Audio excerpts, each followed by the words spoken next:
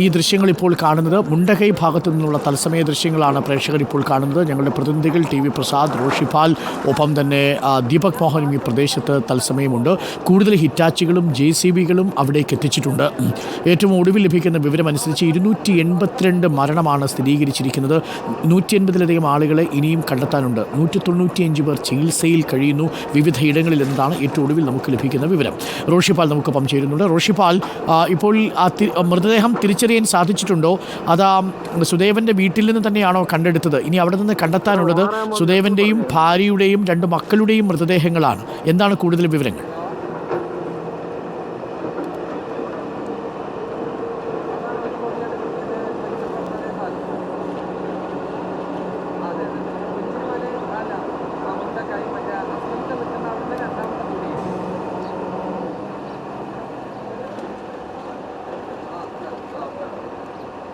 അരുൺകുമാർ, അവിടെ നിന്നും കണ്ടെത്തിയ മൃതദേഹം തിരിച്ചറിഞ്ഞിട്ടില്ല. കാരണം അത് അവിടെ നിന്ന് നമുക്ക് അതിലൊരു വ്യക്തത വരണം.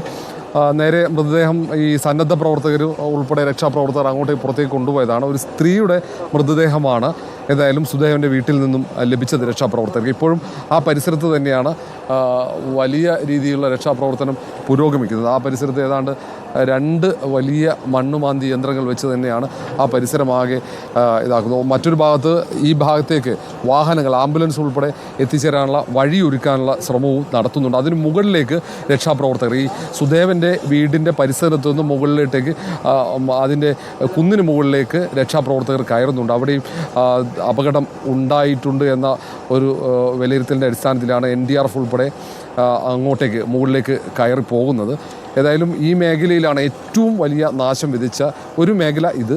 ഇവിടെ താഴെയടക്കം പരിശോധന നടത്തുന്നുണ്ട്. ഈ ഉദ്യോഗസ്ഥന്മാർ താഴെയടക്കം വലിയ വടികളൊക്കെ കുത്തി ഇപ്പോഴും പരിശോധന നടത്തുന്നു. അതിനു പുറമെയാണ് വലിയ കോൺക്രീറ്റ് പാളികളും അതുപോലെ വലിയ പാറക്കല്ലുകളും നീക്കാനുള്ള ശ്രമം നടക്കുന്നത്. അതിനടിയിലാണ് ഏതായാലും സുദേവൻ്റെ ആ വീടിൻ്റെ മുകൾ ഭാഗം പൊളിച്ചു മാറ്റി അകത്തേക്ക് നേരത്തെ രക്ഷാപ്രവർത്തകർ ഇറങ്ങിയിട്ടുണ്ട്. ഏതായാലും അതിനകത്ത് അവർ പരിശോധന നടത്തുന്നുണ്ട് എന്നാണ് നമുക്ക് മനസ്സിലാക്കാൻ കഴിയുന്നത്. ഏതായാലും അവിടെ നിന്നും മറ്റുള്ളവരെ കൂടി കണ്ടെത്താൻ കഴിയുമെന്ന് ആണ് മനസ്സിലാകുന്നത്. ഇനി കണ്ടെത്തിയ മൃതദേഹം ആരുടേതാണെന്ന് അതിൽ ഒരു വ്യക്തത വരണം. ഏതായാലും അല്പസമയം കൊണ്ട് തന്നെ അതിലൊരു വ്യക്തത വരും.